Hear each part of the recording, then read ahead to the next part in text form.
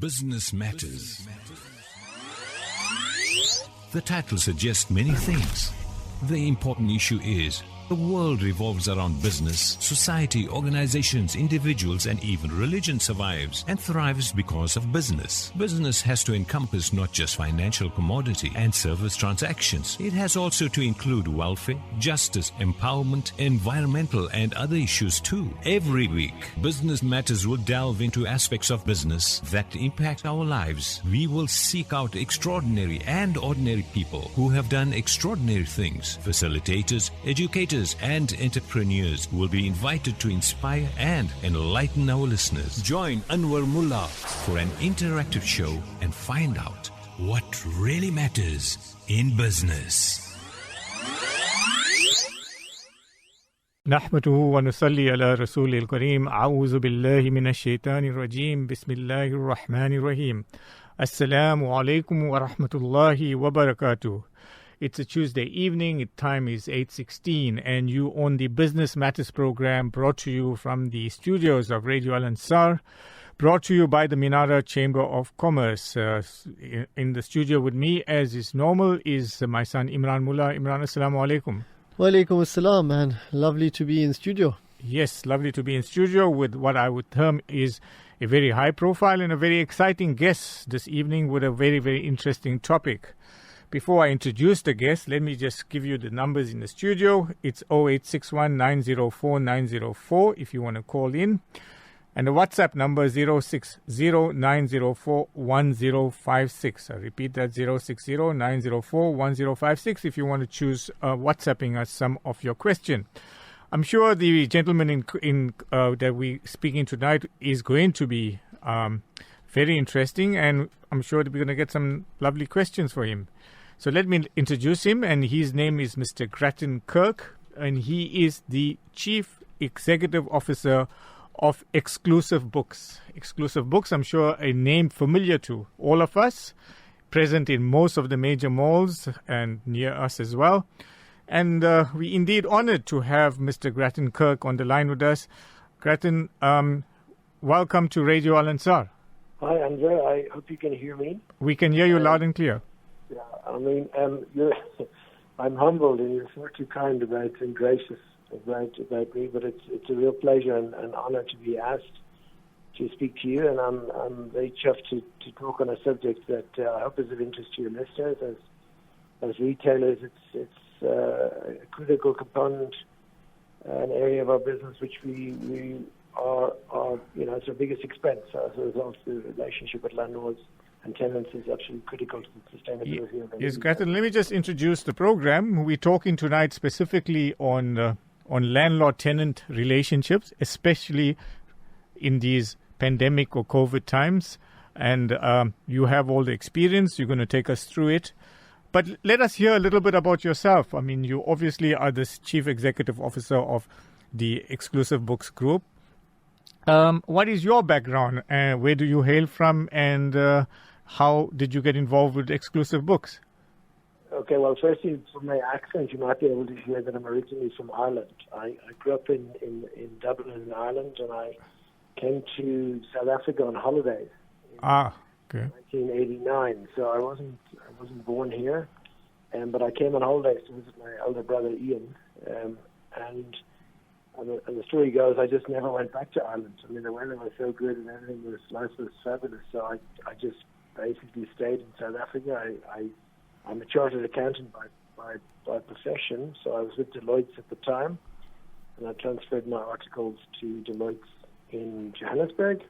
Right. And I gradually made my way up to partner at Deloitte, and towards the end of in 2000, I joined a business called Incredible Connection. I don't know if you yes, of course, we know that the name is we know the name very, very well.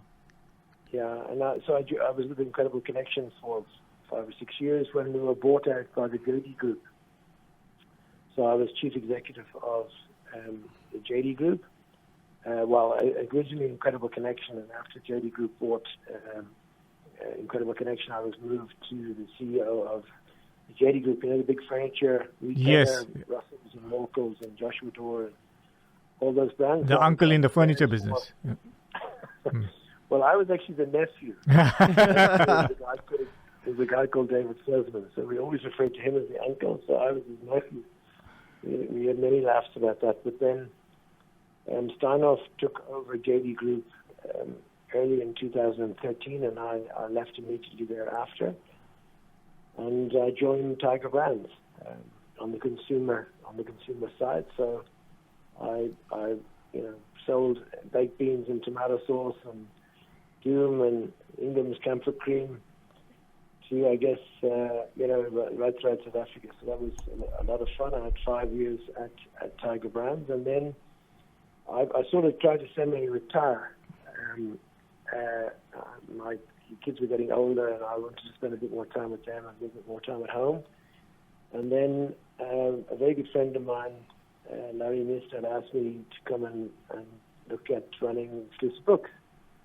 And I think at that stage I'd had enough of corporate and big corporate board meetings and audit committees and all that sort of stuff. So I thought it would be a nice segue and an opportunity to make a difference. I think books are very close to all of our hearts. I do think we have a dearth of reading in South Africa, and I think we have an obligation as booksellers to introduce books to the nation, so to speak. Children are not reading, or children are not engaging with books, and I think we have an obligation from an education and a learning point of view to bring more people inside the net of books and reading and conversation and stories and storytelling, etc. So that is really how I got into Exclusive Books, and I'm not from the background, I'm not from the book background, but more of a business background. So, but I'm really absolutely loving it. It's a fabulous business, a brilliant brand, as you say. We're represented at over 40 stores in South Africa, and I work with a lovely product, a great brand, fabulous people. And so it's a really nice job. And we have our moments, but business is not exactly easy at the moment, you imagine, from retail point of view. I can imagine. Yeah. I'm absolutely loving Exclusive Books, and we're loving the industry, so to speak. Absolutely wonderful journey there, Grattan. Many high-profile positions held along the way, and congratulations on semi-retirement. Well, my wife and my children might disagree whether it's semi-retirement, but at the moment it's tough. It's tough for all of us.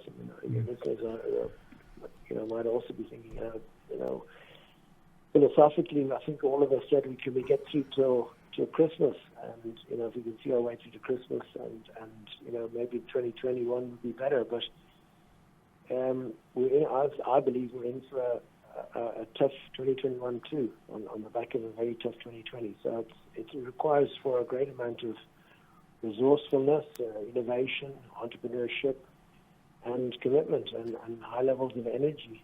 Because I think you can tear up most of our strategies that we put together over the last few years, and really what we're trying to do is keep the lights on and keep our business sustainable when things do turn, and they will turn. I think things don't stay bad forever. Okay. So I think we've all got an obligation to keep people employed and keep food on the table and keep the flag flying and the lights on, so to speak. Yeah, Grattan, let's get into the meat of the program, that being tenant-landlord relationships. You mentioned Exclusive Books has got over 40 stores in South Africa. Certainly a household name in books. And I love the smell of new books and the fresh coffee that you serve with the books in many of your stores. So a good combination there. As a landlord, as a tenant in many of these big, high-profile shopping centers, on behalf of Exclusive Books, what was your initial reaction to the hard lockdown in March last year? How did you, as Exclusive Books, approach it? Well, I think it took everybody by surprise.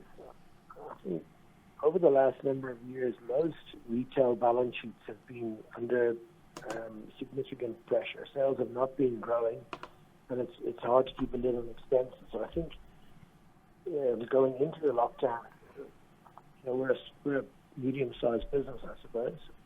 But our balance sheet was not particularly strong, and when the lockdown happened, it was a heck of a time, because you just don't know what you're going to do, because the bills don't stop coming in. And when on the 26th of March, sales stopped, so there was no cash coming into the tills, and really, most sort of small, medium retailers live hand to mouth. We required sales to pay bills and pay salaries and stuff. So it was a really worrying time. And on the 27th of March, Friday the 27th of March, it was I couldn't go to work, and there was no sales. There was no cash. And how are you going to try and puzzle out how you're going to get through? Firstly, we weren't told how long this could be. First it was told 2 weeks to the 15th of April. But I think that was just, it was never going to happen. So how do you keep people in salaries, and how do you keep paying your expenses when there's very little money in the bank account and there's no money coming in? And that is a very worrying time for a small business.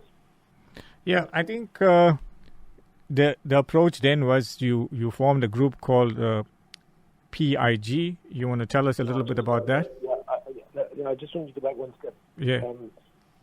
During the March to April period, we set about writing letters to landlords around our ability, not our inability to access our stores. So that was the first. It became a bit legalistic. So you see, you're denying us access to our stores, and therefore, because of that, we're unable to pay the rent. So that was a sort of a legalistic initial response. At the same time, the larger landlords, the likes of Hyperop, Groundspoint, All Mutual, Liberty, the PIC, Pareto, they formed their own group, which was the Property Industry Group, an acronym of PIG, and they really then said about how we're going to manage the tenant-landlord relationships when the tenant is saying, my sales are 50% and therefore I'm not able to pay rent, and the landlord is saying, I need rent to I've also got bills to pay. So that was okay, but that PIG group really engaged with the larger retailers, the Truworths, the Fishlings, the Mr. Prices, the Woolworths, etc. So we were not part of that group, and they, had to do their own arrangements and deals. But there was what I call the missing middle, which is a much smaller, maybe mainly owner-run businesses where they've got anything between 20 to 100 stores, employed well over 20,000 people, and has well over 2,000 stores. And that group is put together, which is now the mid-sized, let's call it industry retailers, so the MIR group, which we became part of. And that was really there to try and support our mid-sized retailers. So any Durban retailers part of? Yeah, plenty. The Diaz Group, Kingsmead, lots of clothing retailers around Durban. We've, I guess, I'm not sure any of your listeners, but we had about 60 or 70 retailers in the end that joined the group, and we had representation of over 20,000 employees and 2,000 stores. So that's a lot of stores. It is a lot of stores, and it from various industries. So it wasn't, just this clothing, footwear, books, music, hardware, electrical. Lots of Cape Union Mart, for example. So we were all part of the group. And did you head up this group? No, I didn't. No, I didn't. I was just a participating member. Okay. And we formed a sort of subcommittee that looked at how do we as a group support each other during this time. And really there was a very aggressive stance taken by landlords. You've got a lease and you'll pay. Right. And the MIR group said, it's easy to say that we know we've got a legal contract, but it's not so easy to make those payments if your shops are closed. Sure. So we took a stance, I think, as a group to say, what's fair, and how can we puzzle this out together, which was certainly not the stance of landlords initially. They were very legalistic. As I say, you've got a lease, you've got a contract, you owe the money, I'll pay. They were less than sympathetic to us about the dynamics of actually not having balance sheets and not having cash reserves to make rental payments during this time. So it was it was aggressive, and it was unpleasant. There was a lot of threatening letters sent backwards and forwards, but the whole purpose of the group was to say, what we as an industry, a small, medium-sized industry body, and we were sanctioned by DTI, what is a fair and equitable solution? So we said, look, we'll pay the rates and taxes, we'll pay the electricity and utilities, we'll pay the water, and we'll pay a percentage of turnover or a minimum guaranteed rental. So if your rental is 1,000 rand a month, we'll pay 300 rand. Okay? So we'll pay 30%. Right. Or a percentage of turnover. So that was the sort of the approach that we took as an industry, and we recommended to all our members that we write to our landlords and put forward our proposal for resolution of the impasse, because it was definitely an impasse at that stage. And needless to say, they came back with very curt, we're not interested, we don't deal with this industry body, we're not interested, you've got a contract, pay your bills. And then I think we tried, how can we try and reach settlement or reach a lease agreement? So we try to break up our business into sort of bite-sized chunks. So April, May, and June. How do we do in April, May, and June? Make sure that we paid all the electricity and all the utilities, all the rates and taxes, and pay a percentage of turnover. And we made those payments every month. And gradually, the attitude of the landlord softened. Because I think, like us, they were also caught very much with the rabbit in the headlights. They didn't know whether their business could survive without any income. So, I'd say the first 3 months were hostile and aggressive, frankly, and quite threatening. But I think as time went on, sales recovered a bit. We were a little bit more aware of what we could and couldn't afford, and I think the landlords also recognized that you can't get blood from a stone, and that they had to play a part in making sure that their tenants survived this situation, this pandemic. So that took us to about July. Okay, wonderful. So there was an eventual realization on the behalf of the landlords that it takes two hands to clap, and it's a give and take situation, I suppose. Yeah, it's interesting because depending on who your landlord is, there's a lot of private individuals who hold shopping centres and hold strip malls and hold leases with various tenants of some large, some small, some medium size like ourselves, and their portfolio was almost every shopping centre almost became an island. If you looked at Gateway in Durban, right. Or looked at Lucia, or looked at Belito or South Coast Mall, it had a different tenant mix and a different national tenant mix and a different profile of tenants. So they had to try and come up with a solution for each shopping centre or each premises.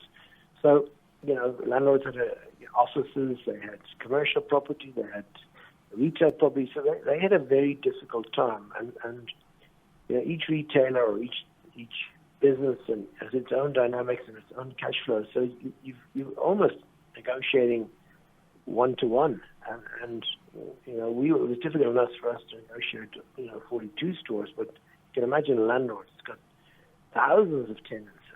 They're all trying to each tenant has a different financial circumstance. So it was a very stressful time, and for us all, really, we were I think every retailer was just trying to survive, and every landlord was trying to survive. And we had to reach common ground. Okay, Gretchen, we have to fast forward a little bit because time is unfortunately running on us. Let's fast forward the last 9 months and get to what was the status as of December, just before the second wave hit us. Well, I think the most retailers and landlords had come to a consensus.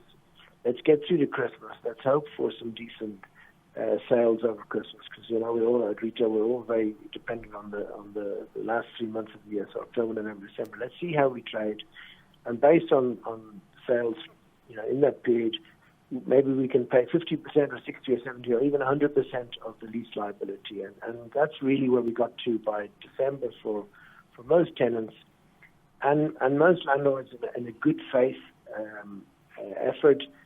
We presented financial statements, we presented cash flows.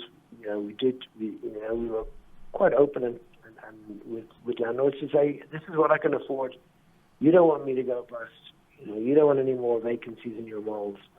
We want to keep our people employed and keep our brands alive. And so by the end of the year, we in most cases reached consensus with landlords as to the way forward.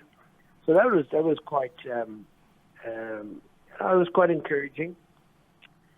And then obviously what happened next is that we got the second wave and further lockdowns towards the end of December. And I think from a fairly buoyant, optimistic position going on holidays, January has been very tough.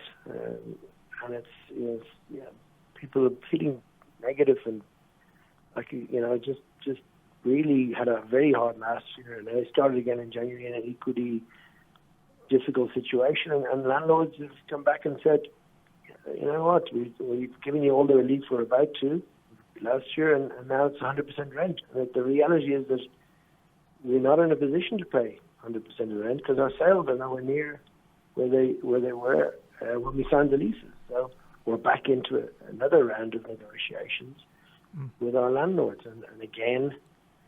It's a situation of give and take, as I see it, and we've got to help each other get through this. And Gretchen, for those stores where leases are about to expire, is there any chance of renegotiating the lease rental down on a permanent basis? Oh yeah, I mean, the problem really comes where you've got a contractual obligation in the shape of a lease, in the form of a lease, to renegotiate. So what you need then is to get some rental relief or even rental relief from your landlord.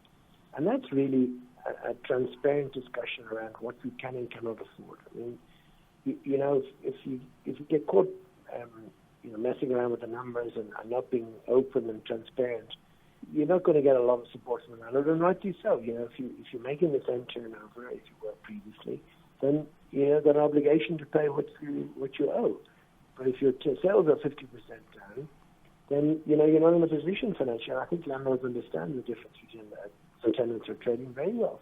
Some retailers are doing better than the previous year, so they should be paying their rental obligations. But some tenants are not. So it's a question of a portfolio effect. But where leases expired, the old days of paying exorbitant rentals to landlords is over. So the reality is you have to renegotiate. And in most instances, it's an opportunity for retailers to relook at their leases and renegotiate. And then if we sign a 1, 2, 3 year shorter lease, most leases would be 5 years, but so sign a shorter lease, where you're paying 20-30% less. And that's the way I think it's going to pan out, where we're not going to pay the sort of rentals, and landlords must understand that. And there's so much vacant space at the moment. Rather have somebody who's paying something than a newspaper on the windows. Okay, Gretchen, I can sympathize with landlords as well. I mean, if I just put myself in their shoes, I'm not a landlord of any big, large shopping center, but I'm just saying, and I know 1 or 2 property syndicated groups down here in Durban that have had, have reduced payouts to their investors based on the fact that, on the circumstances, and massively reduce payments. But the landlord would turn around and say, well, I have a bond that I need to service, and if my rentals are not going to be coming in, and I've based my bond on the rental structure that I had in place, then the banks are going to be squeezing me and saying to me, well, you have to make good on your bond, which is also a contractual obligation. Oh, sure. I mean, both tenants and landlord have got to hold hands through this. I mean, as I said, if your sales are significantly down, then it's just not possible to afford a full rental. If your sales are not, then you must pay your contractual obligation. That was the stance of the MRR group and the stance of most retailers. It wasn't an opportunity just to get one over on a landlord and force him under. I think what the landlords have benefited from is the massive reduction in the interest rate, and that has had a significant impact on their repayments, on their bond repayments, and their ability to negotiate with this short-term hiatus with their banks. And the banks have had to stand by, and the capital markets have had to stand by and support landlords, because we can't afford for a landlord to fail, because the implications for the economy are dire. So, the up the line landlords have also had to go cap in hand to the capital markets of the banks for relief. Okay. And it's a sort of, it flows right from the top, from massive corporates down to landlords, down to the moms and pop retailers. So I think with an open mind and an innovative way around this, and you say, okay, look, I had a bad year in 2020, 2021, I can afford 50% of my rental, but maybe I can sign a longer lease. Maybe I'll add another year to the end of the lease, so instead of at least stopping in 2020, 2021, I'll sign another 2-year lease, or I'll add a year to the end of my existing lease. So, that gives the landlord confidence. Yeah, it gives them ability to go back to their banks and say, look, this is my lease portfolio. My tenants have signed up for next year or two, and we just got to roll this out for a bit longer than we initially anticipated in terms of when I did my budgeting.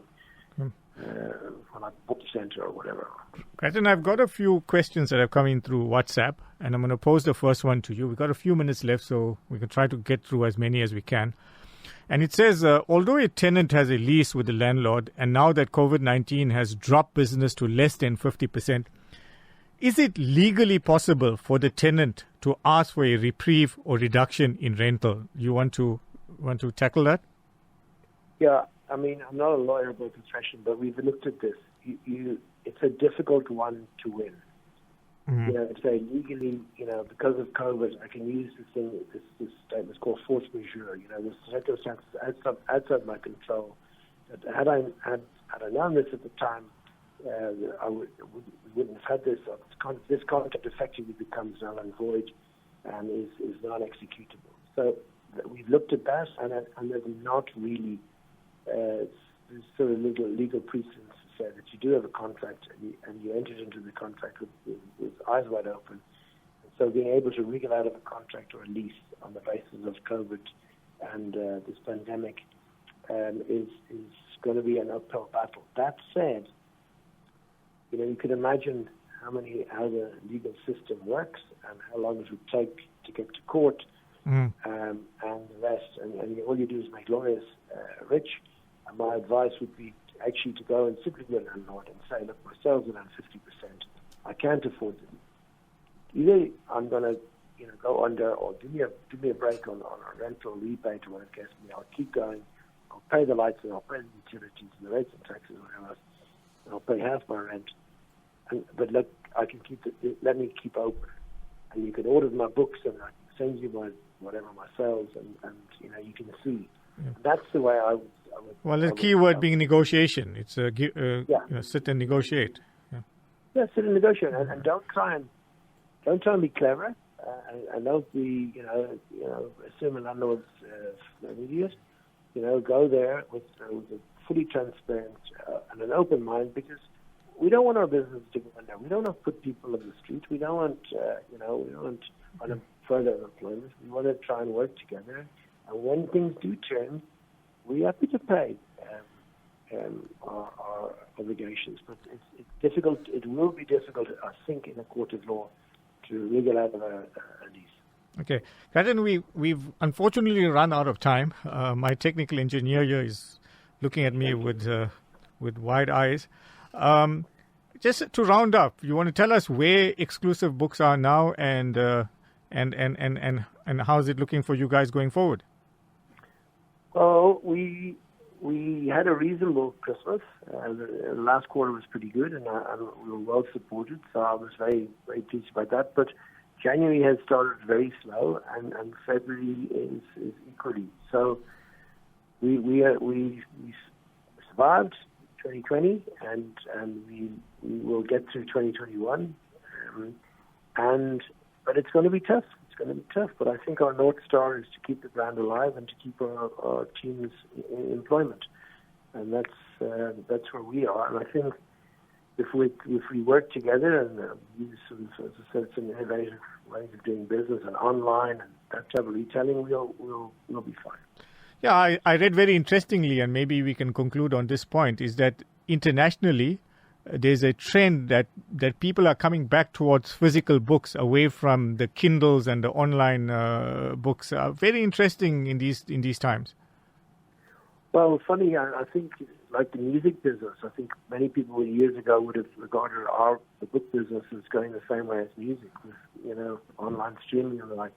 But you mentioned it earlier. You said the smell of copy, the smell of a book.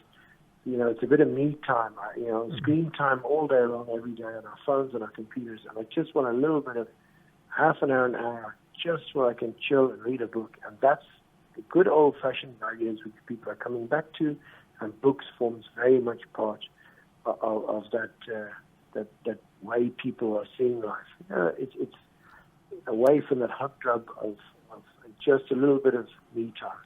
And books are finding favor. And so we're lucky that books are growing, actually, across the world. And the UK and the US have seen publishing growth in books, not South Africa, but I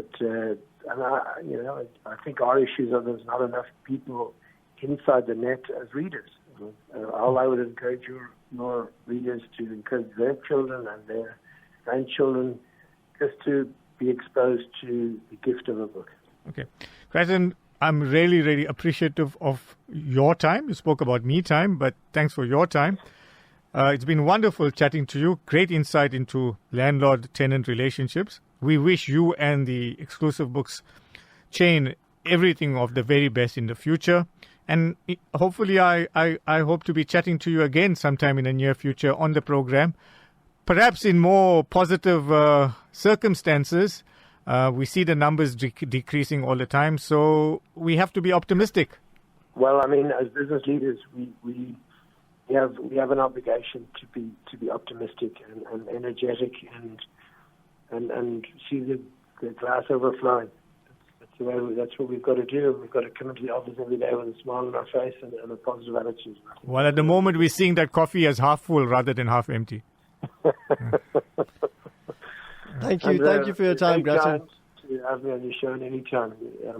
Always a pleasure. Absolutely great having you on. Thank you so much, sir, and we wish you well for the rest of the evening. Okay. I'm going to now have a glass of wine. Okay. Don't say that too loudly. This is a Muslim radio station. My apologies. Okay. Thank you, sir, Gretchen, and lovely for that insight. With that, I think we've overrun our time, Imran, so let's quickly round up and say wassalamu alaikum till next week. Wassalamu alaikum wa rahmatullahi wa barakatuh. Radio Al Ansar Podcasts.